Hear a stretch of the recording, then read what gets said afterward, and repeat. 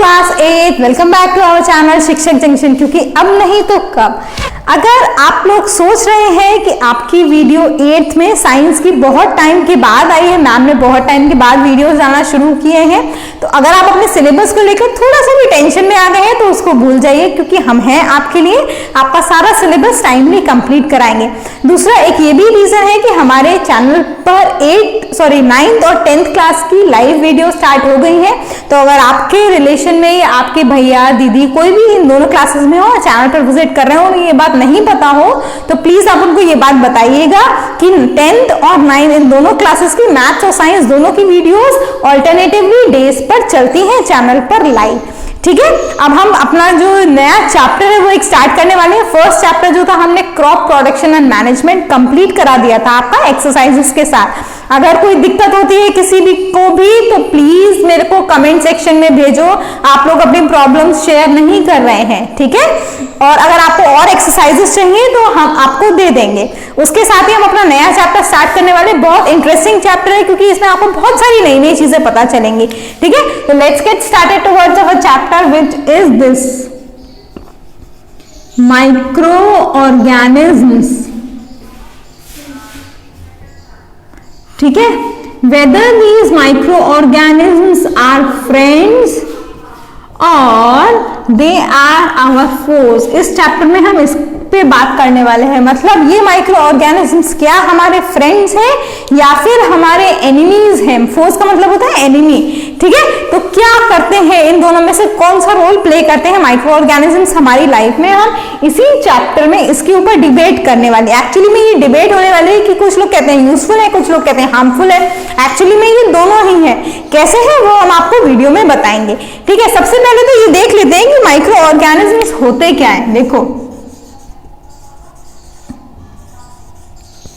अब साइंस वाली मैम आई हैं और वो नाम से कुछ ना निकाले, ऐसा तो हो नहीं सकता है ना, तो हम नाम से निकालेंगे।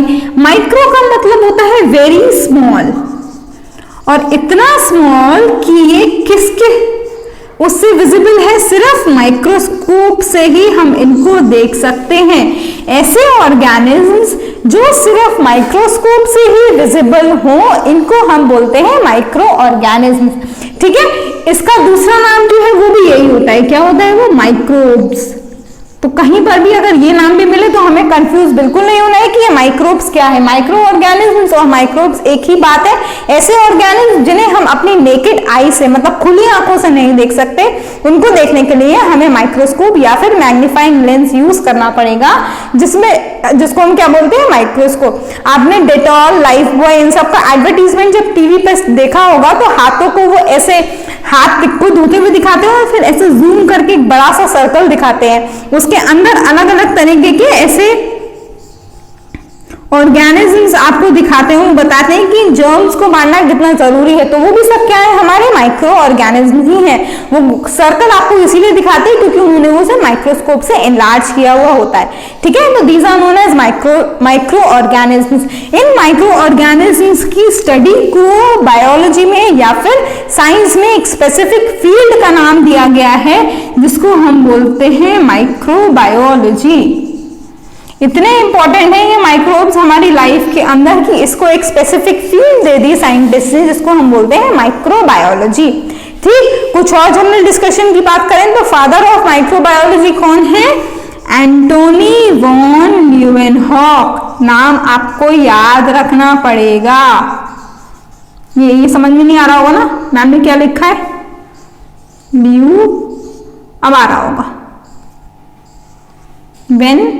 हॉक, ठीक है। ये है फादर ऑफ माइक्रोबायोलॉजी। इन्हें फादर ऑफ माइक्रोबायोलॉजी इसीलिए बोला जाता है क्योंकि इन्होंने first time in micro organisms को माइक्रोस्कोप के अंडर स्टडी किया था, और तब उन्होंने बताया था कि ऐसे भी माइक्रो ऑर्गेनिज्म हमारी अर्थ के ऊपर हमारे आसपास एग्जिस्ट करते हैं, ठीक है। तो ये होगा फादर ऑफ माइक्रोबायोलॉजी। अब नेक्स्ट क्वेश्चन आएगा आप लोग के माइंड में कि ये सारे माइक्रो ऑर्गेनिजम्स कहाँ पर प्रेजेंट रहते हैं, है ना। जब हमें आंखों से नहीं दिखते तो इसका मतलब है इनकी जो प्रेजेंस है उसके बारे में भी जानना हमारे लिए जरूरी है। तो कहाँ कहाँ पर प्रेजेंट रहेंगे, जहां कहीं आप अपने आंखें डालो, जहां कहीं आपकी नजर जाती है वहां वहां ये माइक्रो ऑर्गेनिज्म प्रेजेंट है। अगर आप इस समय अपने मोबाइल की स्क्रीन पे देख रहे हो, माइक्रोस्कोप वहां प्रेजेंट है। आप मोबाइल को हाथों से पकड़े हुए, ये माइक्रोब्स आपके हैंड्स में प्रेजेंट है। ये माइक्रो ऑर्गेनिज्म आपकी बॉडी के अंदर और बॉडी के सरफेस के ऊपर प्रेजेंट है। उसके अलावा एयर में आजकल कोरोना चल रहा है, तो जो वायरस है वो भी एक माइक्रो ऑर्गेनिज्म की कैटेगरी में आता है, वहां पर प्रेजेंट। जहां कहीं पे भी, इनफैक्ट जहां पर हम जैसे ऑर्गेनिजम्स एग्जिस्ट नहीं कर पाते, वहां पर भी ये माइक्रो ऑर्गेनिज्म प्रेजेंट है। अब आप कहोगे कैसे, कहां है वो ऐसी जगह है जहां पर हम एग्जिस्ट नहीं कर पाते लेकिन ये माइक्रो ऑर्गेनिज्म एग्जिस्ट कर जाते हैं। देखो, deep under the oceans, oceans कितनी गहरी होती है इसका कोई पता नहीं है हमको, है ना। विड्थ उसकी कितनी होती है, बहुत ज्यादा। उस इतनी नीची डेप्थ के बावजूद भी माइक्रो ऑर्गेनिज्म उस कंडीशन में भी रहते हैं। उसके अलावा जो अर्थ के अंदर ही जगह है जहां हमेशा हीट ही रहती है, जिसे हम कोर ऑफ द अर्थ कहते हैं, है ना। या फिर हमको पता रहता है कहीं कहीं पर हम ऐसा बोलते हैं कि गर्म पानी का कुंड है ना, मतलब हॉट वाटर स्प्रिंग्स है हमारी अर्थ के ऊपर। उन जगहों पर भी माइक्रो ऑर्गेनिज्म्स प्रेजेंट है। तो डेजर्ट्स में भी प्रेजेंट है। इतनी तेज गर्मी है, हम ऑर्गेनिज्म्स को डिफिकल्टी होती है वहां पर रहने में, लेकिन ये माइक्रो ऑर्गेनिज्म वहां पर भी सर्वाइव कर जाते हैं। तो micro organisms are found in each and every habitat where normal organisms like us can not exist. ठीक, समझ में आया। माइक्रो ऑर्गेनिज्म्स तो they are found everywhere, be it be air, water, desert। जी मैं कुछ ऐसे बस नाम लिख रही हूं ताकि आपको समझ में आए, ठीक है। Hot water springs, oceans, ice, deep thermal vents. ये क्या है, डीप थर्मल वेंट, जिसे आप वॉल्केनो का एग्जाम्पल ले लो। जहां से वॉल्केनो इरप्ट होती है वहां पर सोचो कितनी गर्मी होती होगी। जब लावा बाहर आता है तो इतना गर्म होता है, तो जहां से वो इरप्ट होती होगी वहां पर भी बहुत गर्मी होती होगी ना। तो ये माइक्रो ऑर्गेनिज्म वहां पर भी एग्जिस्ट रखने की कैपेबिलिटी रखते हैं। तो these micro organism have a Divers habitat where they exist in each and every strata of our earth। ठीक, ये तो हो गई कुछ जनरल सी बात। अब अगर इन माइक्रो ऑर्गेनिजम्स के बारे में थोड़ा सा और डिटेल में जाएं, या फिर हम इनको एक तरीके से क्या करें, क्लासिफाई करें कि हम कौन कौन से ऐसे ऑर्गेनिजम्स हैं जिसको हम माइक्रोब्स की बेसिस पर क्लासिफाई करते हैं। तो उसमें कुछ ऐसे ऑर्गेनिजम्स आते हैं, जैसे सबसे पहले आएगा हमारा बैक्टीरिया। ठीक है, सबसे कॉमन माइक्रो ऑर्गेनिज्म। एग्जाम्पल अभी जब हम देखेंगे कि कैसे कैसे कहाँ पर प्रेजेंट होते हैं तब हम बात करेंगे। अभी बस आप ये समझ लो कि ये सारे जो ऑर्गेनिज्म है वो माइक्रो ऑर्गेनिज्म्स की कैटेगरी में आते हैं। ठीक है, वायरस, वायरस का तो मेरे को इस समय पर एग्जाम्पल देना जरूरी नहीं है, हम सबको पता है ना। उसके बाद आते हैं प्रोटोजोआ, ये जैसे हो गया अमीबा, बहुत बार बनाया होगा आपने, या फिर हो गया पैरामीशियम। ठीक है, ये सब आते हैं हमारे प्रोटोजोआ वाली कैटेगरी के अंदर। उसके अलावा हो गया हमारे एल्गी। कुछ एल्गी, माइक्रोस्कोपिक एल्गी ऐसे होते हैं जो हमें अपनी नेकेड आई से नहीं दिखाई पड़ते। और दो एल्गी की बहुत सारी ऐसी क्लासेस हैं जिनको हम आंखों से देख सकते हैं। जैसे जो आप काई देखते हो नदियों के ऊपर, या पॉल्यूशन की वजह से आपके गमलों में भी आ जाती है कभी कभी, वो सब भी एल्गी है, लेकिन उसको तो आप देख सकते हो। वो एल्गी जो है वो बहुत सारी माइक्रोस्कोपिक एल्गी के कॉम्बिनेशन से बनी है, जिसका अगर आप एक फिलामेंट उठाकर स्टडी करो तो आपको वो प्रॉपर स्ट्रक्चर उसका दिखेगा।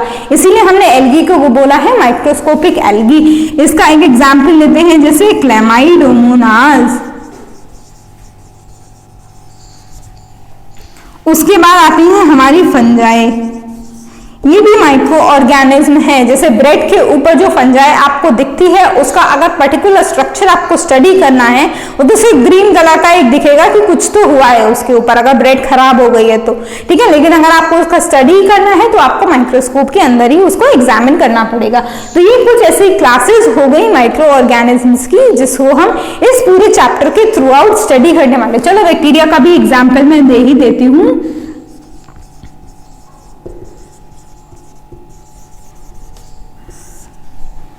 ठीक है।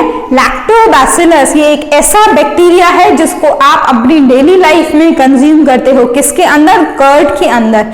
कर्ड के अंदर ये लैक्टोबैसिलस बैक्टीरिया ही प्रेजेंट होता है। ये हमारी बॉडी के लिए यूजफुल है, इसीलिए हम इसको कंज्यूम करते हैं। तो वो जब हम डिबेट करेंगे वेदर दे आर फ्रेंड्स और फोर्स, तब देखेंगे कि ऐसे और कौन कौन से एग्जाम्पल्स हैं जिसको हम इस चैप्टर में देखने वाले हैं, इधर एज अ फ्रेंड और इधर एज एन एनिमी। ठीक है। इसके अलावा एक और इम्पोर्टेंट पॉइंट जो आपको ध्यान में रखना पड़ेगा वो ये है कि माइक्रो ऑर्गेनिजम्स के अंदर ये जो बैक्टीरिया होते हैं ये सबसे डाइवर्स होते हैं। जैसे कि मैंने आपको अभी पहले भी बताया कि बैक्टीरिया जो माइक्रो ऑर्गेनिज्म है वो अलग अलग हैबिटेट में एग्जिस्ट करने की कैपेबिलिटी रखते हैं। तो उसमें जो सबसे मेजॉरिटी है, जो सबसे डोमिनेंट बैक्टीरियल फॉर्म है वो कौन सी है? हमारी बैक्टीरिया। ये भी बोला जाता है कि जब हमारी अर्थ ओरिजिनेट हुई थी, मतलब 4 to 5 बिलियन ईयर्स बैक, तभी भी हमारी अर्थ के ऊपर बैक्टीरिया ही वो ऑर्गेनिजम्स थे जो प्रेजेंट थे। ठीक है। और वो ऑर्गेनिजम्स आज की डेट पर भी प्रेजेंट हैं। तो इसका मतलब तब से लेकर अब तक इतने करोड़ों अरबों साल हो गए, लेकिन अब भी वो जिंदा है, क्योंकि इन बैक्टीरिया के अंदर खुद को अडेप्ट करने की, अलग अलग जगह पर रहने की, इन सब चीजों की कैपेबिलिटी होती है। इसीलिए हम बोलते हैं कि bacteria are the most diverse form of these micro organisms which exist within our earth. ठीक है, समझ में आया? अगर कहीं पर भी किसी को बीच में भी डाउट आता है वीडियो देखने के टाइम पर, तो आप कमेंट्स में हमको भेजो। अगर आप कमेंट्स में नहीं भेजना चाह रहे हो, ठीक है, तो आप हमको हमारी मेल आईडी पर भी अपने डाउट्स जो है वो मेल कर सकते हो। मेल आईडी आपको नीचे लिंक में भी मिलेगी और नीचे जब ये वीडियो चल रही होगी तो उसके नीचे डिस्क्रिप्शन में भी आ रही होगी। ठीक है। एक और इम्पोर्टेंट पॉइंट, अगर आप लोग ये चाह रहे हो कि ये वीडियो, मतलब जैसे इसमें बहुत सारे पॉइंट मैम ने बार बार रिपीट करे हैं, तो हम वीडियो को स्किप करके देख लें, तो बिल्कुल भी नहीं करना है ऐसा। अगर आपने ये काम किया तो आगे जाके आपको कॉन्सेप्ट में दिक्कत होने वाली है। 8th से जब आप 9th में जाओगे तो ये बेसिक चीजें आपको कोई भी नहीं सिखाएगा। ठीक है, क्योंकि आप ऑलरेडी 8th में वो चीज पढ़ चुके हो। 9th का सिलेबस अपने आप में इतना बड़ा है कि अगर वापस से आपको ये सारी चीजें पढ़ाई जाए तो कुछ नहीं होगा। ठीक है, तो हमें क्या करना है, वीडियो को स्किप कर करके नहीं देखना। समझ में आया यहाँ तक? अब बस इस वीडियो में हम क्या करेंगे, इन माइक्रो ऑर्गेनिजम्स का एक फ्लोचार्ट के थ्रू ये देखेंगे कि ये कैसे यूजफुल है। ठीक है, पूरी डिटेलिंग जो है वो हम अपने नेक्स्ट वीडियो से स्टार्ट करेंगे। इस वाली वीडियो में इसके दोनों रोल्स अलग अलग तरीके से एक बार देख लेते हैं। हमने क्या बोला, ये माइक्रो ऑर्गेनिजम्स या तो हार्मफुल, या तो पहले यूजफुल देखेंगे भाई, हार्मफुल बाद में। पहले अपने काम की बात करो, बाद में काम बिगाड़ने की बात करो, है ना।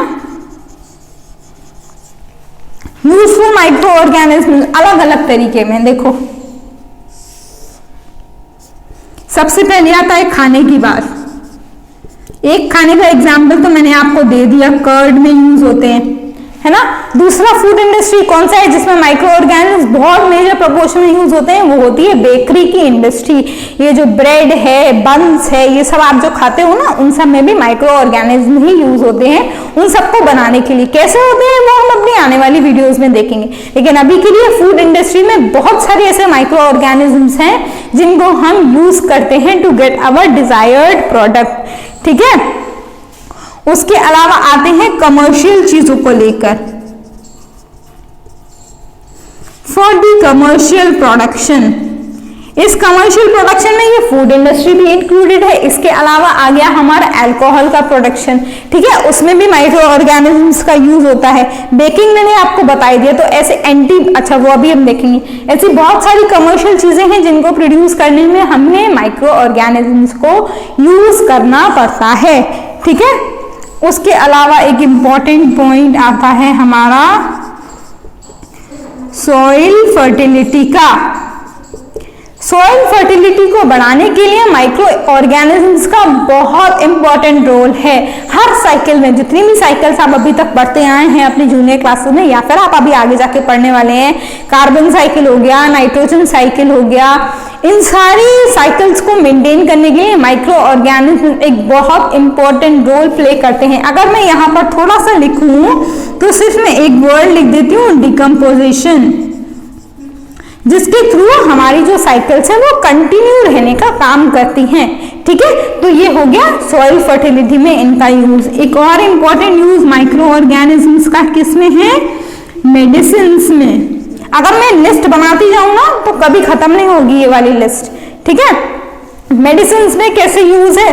देखो, एंटीबायोटिक्स जो होते हैं, जो आप लोग फीवर के टाइम पर आपको डॉक्टर्स लिखते हैं, एंटीबायोटिक, उन सब के प्रोडक्शन में भी इन्हीं माइक्रो ऑर्गेनिजम्स का रोल है। ठीक है, तो ये तो हो गई कुछ ऐसी चीजें जिसमें माइक्रो ऑर्गेनिज्म क्या है, यूजफुल है। अब बात करेंगे हार्मफुल में। देखो, हार्मफुल में सबसे पहले तो हमको पता ही है क्या है, दे कॉज डिसीजेस। बहुत सारी ऐसी डिसीजेस हैं जो माइक्रो ऑर्गेनिजम्स कॉज करते हैं। लिस्ट मैं नहीं दे सकती, अगर कुछ शुरुआत करूं, अगर मैं कॉलेरा, टाइफॉइड, ट्यूबरकुलोसिस, ये जो कोरोना चल रहा है, ये सब इसके हार्मफुल इफेक्ट्स ही तो है ना। अब डिसीजेस के बाद आते हैं spoil, they spoil our food. गर्मियों में खाना बहुत जल्दी खराब हो जाता है ना, किसकी वजह से? माइक्रो ऑर्गेनिजम्स की ही वजह से। एक अजीब सी स्मेल आने लगती है या फिर खराब हो जाता है, या फिर हम अपना फूड जो है वो फ्रिज में रखते हैं ताकि माइक्रो ऑर्गेनिजम्स की एक्टिविटी से हम उसको बचा सके।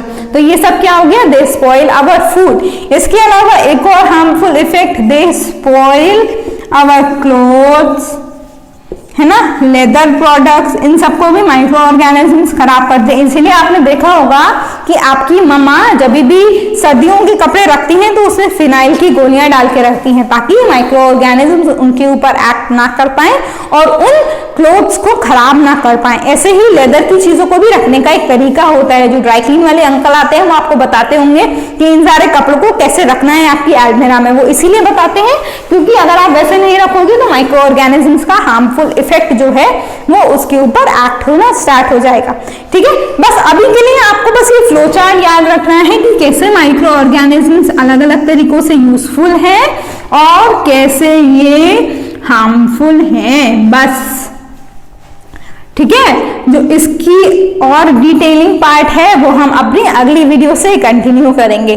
ठीक, तो till then stay safe and obviously you have to study hard, क्योंकि अब आपकी जो साइंस की वीडियोस की कंटिन्यू है वो हम कोशिश करेंगे कि मिस ना हो। लाइव वीडियोस के चक्कर में जो अभी तक मिस हो रही थी वो अब नहीं होगी, तो आपके पास रेगुलरली वीडियोस आएंगी और आपका सिलेबस मैंने बोला हम टाइम पर कंप्लीट करा देंगे, so do not worry, right. तो have a good day, bye bye, thank you.